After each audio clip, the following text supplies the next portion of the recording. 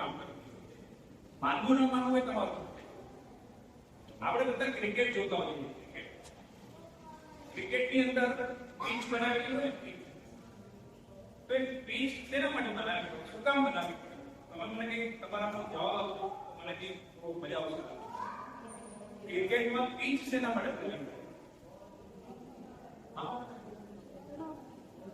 Pitch હોય તો રમવામાં સારું હોય, બરાબર છે. બોલ નાખવામાં બરાબર થાય, બેટ્સમેન અને બોલર બંનેને રમવા માટે સારું. હવે કોઈ એક બેટ્સમેન ક્રિકેટની જબરજસ્ત પ્રેક્ટિસ કરી હોય, તેંડુલકર છે, વિરાટ કોહલી છે, રોહિત શર્મા છે, એ લોકોએ જબરજસ્ત એક બેટ્સમેન છે, એવી પ્રેક્ટિસ કરી હોય. શું લાગે અગર પિચ બરાબર ના હોય તો એ લોકો રન બનાવી શકે? એ લોકો આટલા ધુરંધર બેટ્સમેન છે, એ લોકો પાસે બેટિંગ બી કળા છે. તેંડુલકર તો ક્રિકેટના ભગવાન જ્યારે રમતા હતા ત્યારે. તો છતાં બી પિચ બરાબર ના હોય તો એ રન ના બનાવી શકે, બની શકે ને? કેમ એવું થાય? એમને એ રીતની અનુકૂળતા બોલ એના બેટ પર આવતો જોઈએ, રમવા માટે અનુકૂળતા હોવી જોઈએ. એવી જોઈએ એ પછી બરાબર રન બનાવી શકે. આ વાત તો બધામાં હશે. પણ પિચ જે છે, પિચ એ જે હોય છે, પિચ એટલે ગ્રીન. અને એ ભૂમિ એટલે જે રીતે ગમે તેટલો શક્તિશાળી, કેપેબલ અને ટ્રેનિંગ લઈને આપણો બેટ્સમેન હોય, પણ જો એને રમવા માટેની પિચ બરાબર ન હોય તો એ રન બનાવી શકે નથી. બીજી ચલો પિચ પણ એકદમ સારામાં સારી બનાવી છે. તેંડુલકર જેવો, વિરાટ કોહલી જેવા બેટ્સમેન છે, શું એ લોકો દરેક મેચમાં સેન્ચુરી બનાવી શકે?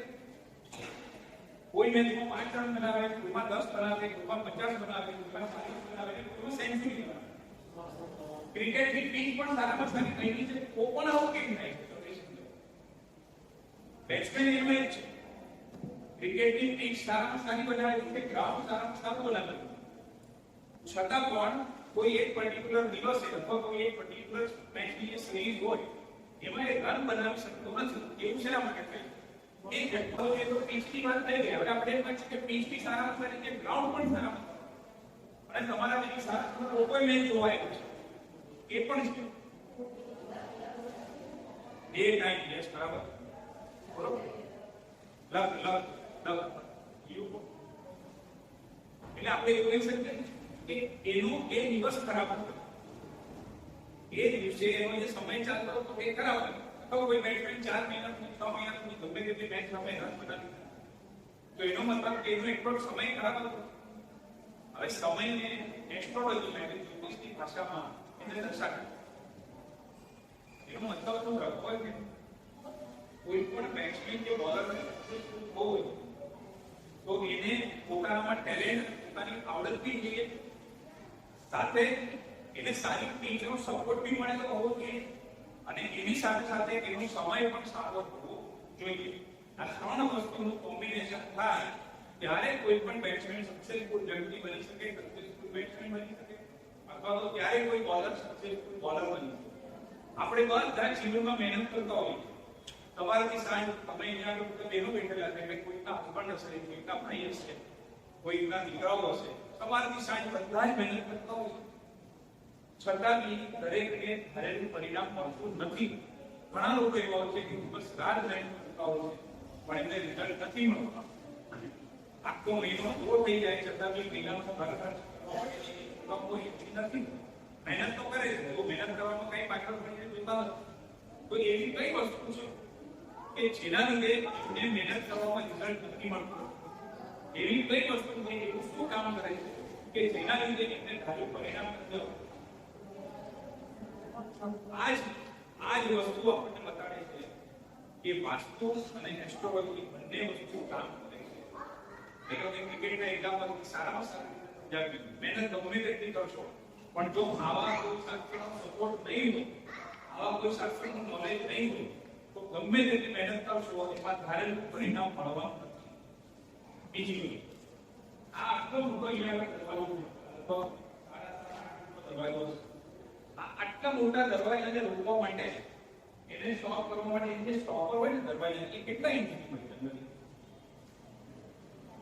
4 ઇંચ, 3-4 ઇંચ, 5 ઇંચ, 6 ઇંચ. 8 ફૂટનો આટલો મોટો દરવાજો એને રોકવા માટે એક નાનું 4 ઇંચની સ્ટોપર કાપી છે. એવી રીતે આપણે બધા જે મહેનત કરીએ છીએ ને એ મહેનતની અંદર આપણને સફળતા મળશે કે નહીં મળશે એમાં એક નાની નાની સ્ટોપર વચ્ચે હોય અને એ જે નાની નાની સ્ટોપર વચ્ચે આવે ને એ આપણા દરવાજા સફળતાના ખુલવા નથી દેતી. એના લીધે આપણને ધારેલું પરિણામ મળતું નથી. જો આપણે આ શાસ્ત્રની મદદથી એ નાની નાની સ્ટોપરોને દૂર કરી નાખીએ તો આપણા સફળતાના મોટા માર્ગ ખુલી શકે છે. અને એ કઈ રીતે? હવે સૌથી પહેલા છે બધાના પૈસામાં કોઈ ઇન્ટરેસ્ટ હોય, બરાબર? આ કે ના અવાજ નથી. હા, એ બરાબર. ધ્યાનમાં છો કે ચાલો આપણે કે સંસારમાં જે હોય એ બધાના પૈસામાં નથી હોય. હવે તો આપણો આ કે ના હવે તમે ઉદ્યાનમાંથી અહીંયા તમારો ઉદ્યાન ચાલુ છે પણ આપણે જ્યાં સંસારમાં જાવ તો આમાં સૌથી પહેલો પોઈન્ટ પૈસામાં નથી. તિજોરી ક્યાં મૂકવાની કરવાની? એ તિજોરીની વાત સૌથી પહેલી થઈ.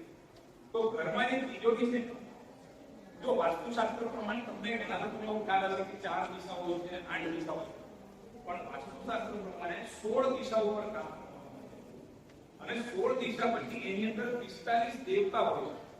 એ 16 દિશા અને 45 દેવતા એના ઉપર આખું કેલ્ક્યુલેશન કરવાનું. પહેલી વાત. અને બીજી વાત કે વાસ્તુની જ્યારે આપણે દિશાઓ જોતા હોઈએ તો આપણે ઘરના સેન્ટરમાં એટલે કે ઘરના મધ્ય ભાગમાં ઉભા રહે અને ત્યાંથી પછી આપણે માપવાનું કે ભાઈ મારા ઘરની દિશા ક્યાં આવે. ઘણા લોકો શું કરતા હોય, દરવાજા પાસે ઉભા રહે, ઘણા લોકો કિચનમાં જઈને માપે. તો એવી રીતે કરવાનું ન હોય. ઘરનું જે સેન્ટર પોઈન્ટ હોય જે મધ્ય ભાગ હોય ત્યાં આગળ ઉભા રહેવું અને ત્યાં આગળ ઉભા રહીને ઘરની દિશાઓ જોવાની. જે તમે કંપાસ યુઝ કરો, ઘણા લોકો મોબાઈલનો કંપાસ યુઝ કરતા હોય પણ મોબાઈલનો કંપાસ યુઝ કરવો ન જોઈએ. મોબાઈલનો કંપાસ યુઝ કરો એના કરતા ઓઇલ વાળો જે વાસ્તુનો રિસર્ચ કંપાસ આવે છે એ યુઝ કરવાનો. તો એનાથી તમે પરફેક્ટ દિશાઓનું બધું માપ લઈ શકો. દિશા કઈ બાજુ છે એવા નહીં. ખુશી લઈ લે છે